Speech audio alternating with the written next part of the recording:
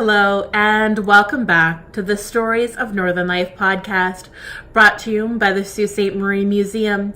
I'm your host, Nicole, and today is the second part in our episodes on Billy Orazietti. So today, as I promised, is going to be an interview with Pat from Foremost Pet Foods.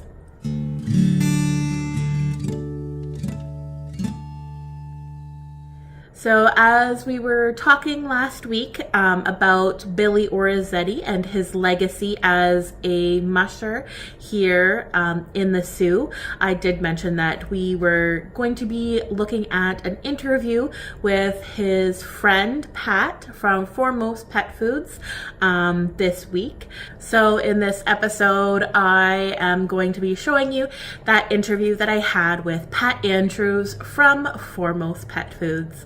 So let's get into the interview.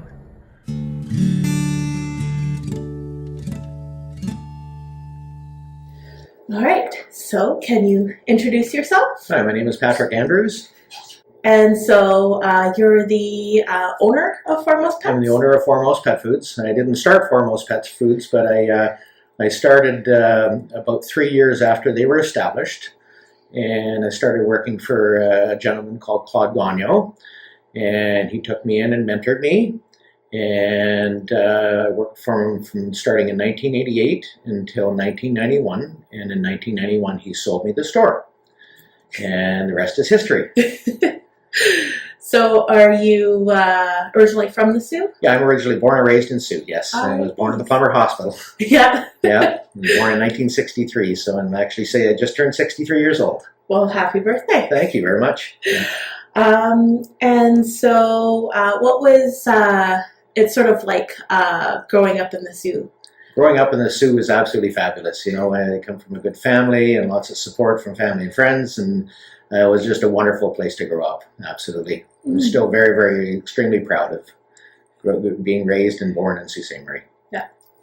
And so you probably have always sort of had a love of animals. I absolutely have, yes. I started, the first love of animals started when I was 9 years old, and I started with a fish aquarium. So I think maybe I was meant to be in the pet business. Yeah. Yeah. And I enjoy it every day. I still enjoy it. Mm-hmm. Yeah. So you've had a long history of sort of working at Foremost Pets and then owning it. And so you said that you took over ownership in 91, and it was actually right in 92 that you had sort of a pretty famous visitor to your store. Absolutely, yes. I certainly did. Billy Orazietti, yeah. I got to know him actually in the late 80s. He started shopping at the store, and then he'd come each week just to, he was such an amazing person. He would just stop in to see how I was, and in between, and he was an extremely busy man, but he always took the time, and I'm forever grateful for getting to know him. Mm-hmm. Right, so in 92, he went to the Iditarod. You certainly did, yes. And I guess it was at that time that he actually sort of set up his dogs in front of your store, yep, so that everybody could go and see them. Yeah, leading up to the Iditarod, he used to, we'd set up a big presentation outside with tents, and he'd bring his dog truck and his dogs, and for a kind of a meet and greet for a few hours in the afternoon. He did that a few times, and it went over so well. This community supported him, and he supported the community, and he never forgot that. He had so much passion for his dogs, passion for the kids that come and seen him, and passion for what he did for a living. He was the Maytag man. Mm-hmm. He fixed most of their major appliances in Sault Ste. Marie for many, many years. And I remember Billy, he was just so passionate about everything, and mm-hmm. hardworking, of course. Yeah. And so do you know more about his story about his dog sledding in the Soo, and other stories that he had? Well, he was so dedicated with his dogs. I remember leading up to the Iditarod, he'd go right from work, he'd go and train. He'd actually spent the time right in the bush with the dogs, getting them used to overnight camping in the winter. He did that out by the airport. That's how dedicated Billy was with everything. He didn't do anything without an extreme amount of passion. Mm. Yeah, that's great to hear. And so, with all of his things, he seemed to grow a really big name in the Sioux, and it was more so based on who he was than anything else. So he was just that really kind-hearted man. He was a very, very kind-hearted man. Yeah, mm-hmm. He just. I've got some pictures here that I can share with you, and it gives you a really, really good idea how passionate he was. Mm-hmm. It certainly did. He was truly a special man. Yeah. Are there sort of any good stories of your time with Billy that you'd like to share? Well, I think every time I spent with Bill was a good story. Hey, he'd always take the time to share stories with me, and I can't remember particular ones. It's been a long time, but he'd always make sure that he spent the time to tell me the stories and his experiences and about everything, the dogs and where he went, and how he'd do his training, and he shared that with everybody, I believe. Mm. And so, aside from Billy and Chris, who we yes. spoke to, have there been sort of any other dog sledders that you sort of come across in the Sioux? There's been a couple of what I would consider hobbyists, and they did some small races back in the day. And I've always really tried to support these people that work so hard with their pets, and it's been really, really important to our business to be able to do that. Mm-hmm. Do you have any other sort of, I guess, famous Sioux-ites that have been through your store? I can't think of any off the bat right now, but he was pretty much the most famous that I. Mm-hmm. So, what is your favorite thing, sort of, about working in a pet store, do you think? My favorite thing is pretty much everything. I love people. I love pets. And the interactions of when people bring their pets in the store is just, it makes my day every day. And having the kids come in and see my fish. I have quite a large aquatic shop, so seeing the looks on the babies' faces, the kids' faces, and everything, it just every day it makes it. It really does. Mm. And now, has your store always been in that location on Second Line? Yeah, it started out on Conway Avenue in 1985, and then the store was moved in '87 to Second Line, and then I started in 1988 managing the store. Okay. And when did you open your second location? The second location was opened, I believe, in 2010 it was. Okay. Yeah, we found a need. We had a significant amount of customers coming from the west end, or from the east end to the west end, and that was our thought that we would make it more convenient for our customers to have two locations. Mm. Yeah, it's great. And how do you feel that because you've been in that sort of location on Second Line for so long, how do you feel, what is the neighborhood sort of like there? Because we are doing a neighborhoods project. Yes. Here at the museum, and we're trying to get sort of a sense of the different neighborhoods around town. So just how do you feel that the neighborhood was like around the store? I find our neighborhood is extremely supportive of each other. Mm-hmm. We all we all spend time at other businesses. Like I support everything from the transition shop next door to my foot nurses next door to me. She's fantastic. I take my dry cleaning across the street. I'll go to the Esquire to buy chicken wings. Everybody supports each other, and we get a lot of business from those people as well. And it's it's a very, very small community-oriented area there on Second Line. It is. Yes, that's great. And throughout the years, have you sort of worked with other sort of local pet shops? Have you gotten to know the other sort of local I've pet gotten shops? to know most of the other owners of the other pet shops, and we have a really good rapport. So, if we're out of something, we send them across the street, or they're very supportive as well. I always get along great with them, and it's nothing to get a phone call every week or two, and it's wonderful that we all have a good rapport with each other. Oh, that's good. It's very respectful. Mm-hmm. And with all of this, how do you feel that sort of COVID has also impacted your store? Did you find that, how did you sort of try and adapt to all the changes? Well, what we did was we tried to. I mean, we've always had a really good customer service, but we really tried to up that in COVID and try to make it as convenient for people as possible to be able to do daily sales. And everything from bringing things out to people's vehicles or following up and calling, making it was quite a challenge, but we got through it. We get we're strong. So yeah.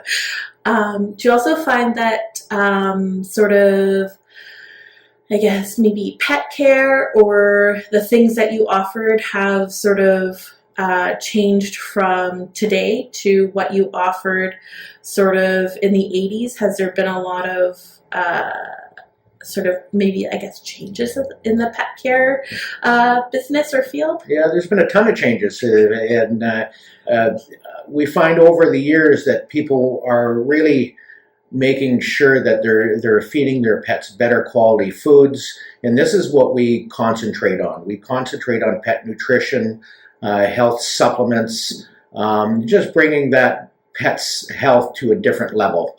Level that the products have changed over the years, the diversity of the products have changed over the years, and it's just benefiting the owners and the pets. Mm-hmm. What do you, so you would probably think then that the sort of most important thing that you want to sort of tell pet owners is probably just about the pet health? You know what? I think the best suggestion I could make with owners for the pet's health is just, purchase the best quality pet food that you can afford. Really, mm-hmm. I mean, there's something in everybody's price range, but there's that is very, very healthy, and supplements is part of the program that I really try to concentrate on. Is the probiotic. Basically, it's a line that people would do themselves, whether taking probiotics or whether taking oils to help to help certain health situations with pets and everything. It's basically like that for humans too as well, eh? Mm-hmm. The better we treat ourselves and the better we treat our dogs, it's only to benefit both of us. Yeah. Mm-hmm.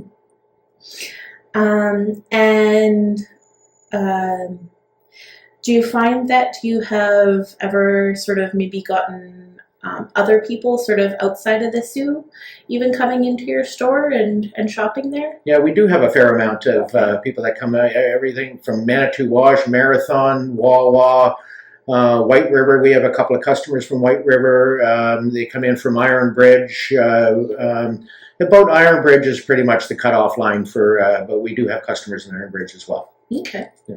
Any from the States? Yes, we do actually. We have a few customers that come over from the States to buy tropical fish from us. Oh, nice. Yes. Cool. Yeah. It's really, really nice to see their support too as well. Yeah. Perfect. So you do the sort of freshwater fish and even saltwater fish? We do the freshwater. We concentrate on that. Yeah. Saltwater is a different ball game. Eh? Yeah, so we keep about 60 stock tanks, really well-stocked tanks, and we try to offer a really good variety. So keep any hobbyist happy. We do a lot of special orders. We do a buy, sell, and trade. That's very rare because sometimes a fish becomes inappropriate in an aquarium, and there's no sense jeopardizing the health of your whole fish for one mean fish in the tank. So we do a lot of buy, selling, and trading, and making sure people are happy with their aquariums. Yeah, that's great. And What is, I guess, sort of like one like really positive memory maybe that you have from your pet store? The most positive memory I can think of is just the support from the community over the last almost 40 years now.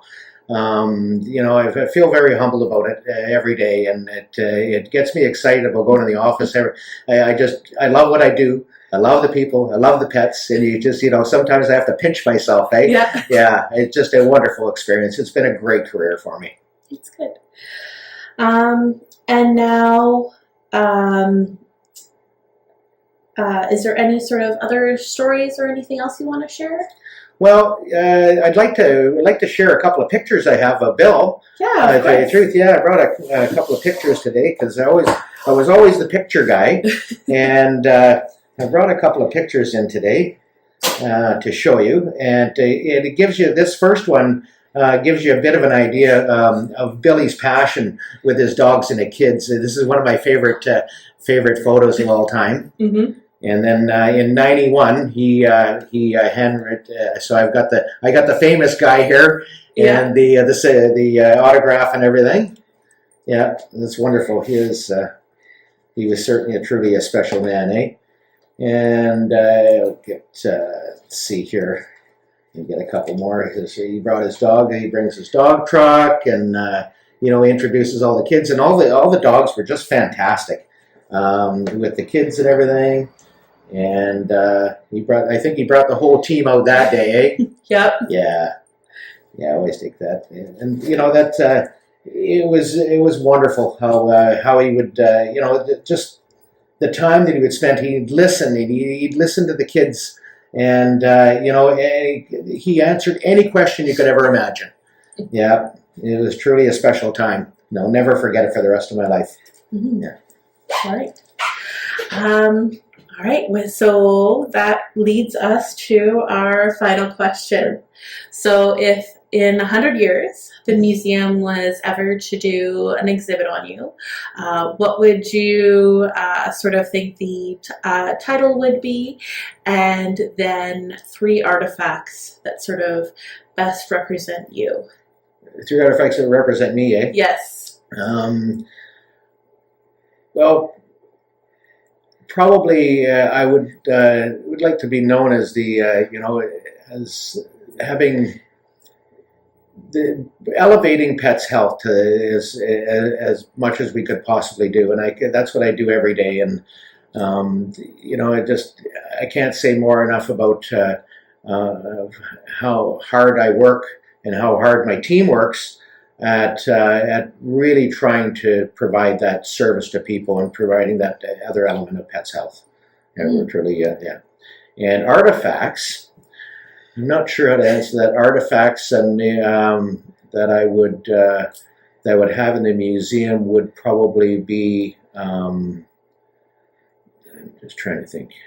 So we could do your photo album. Yeah, I could do my photo album, I guess. Some of the trophies that I've provided for the Bonsu dog pulling contest, which I sponsored for 35 years, Okay. and some of the higher quality pet products that we offered for sale in that time period, in this time period. Yes.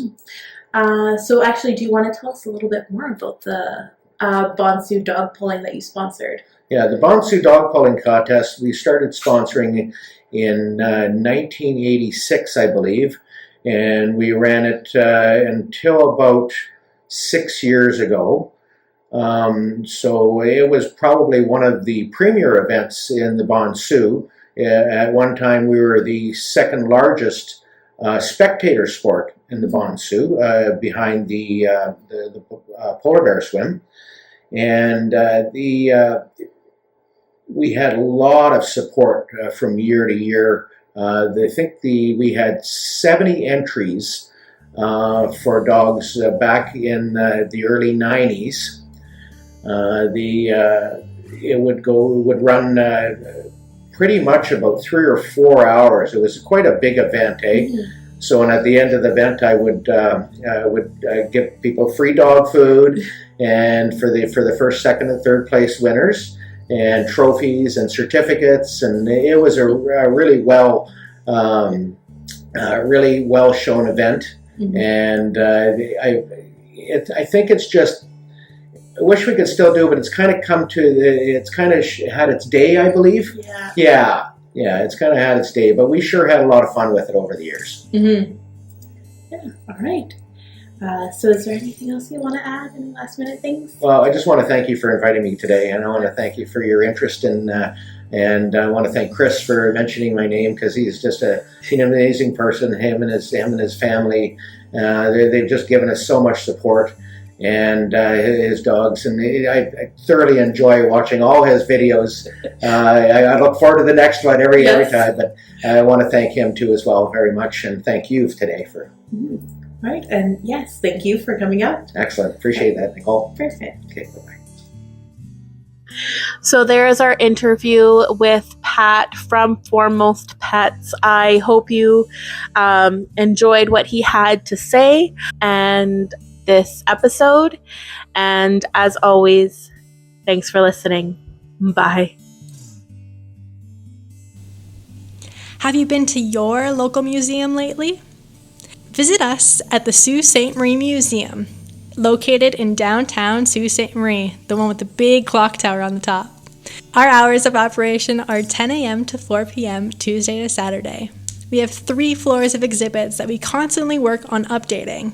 The whole family is welcome, as we have activity sheets and scavenger hunts with prizes for every kiddo, a discovery gallery full of hands-on learning, and more interactive elements scattered throughout the museum. And don't forget to come say hi and let us know you're a listener of the podcast.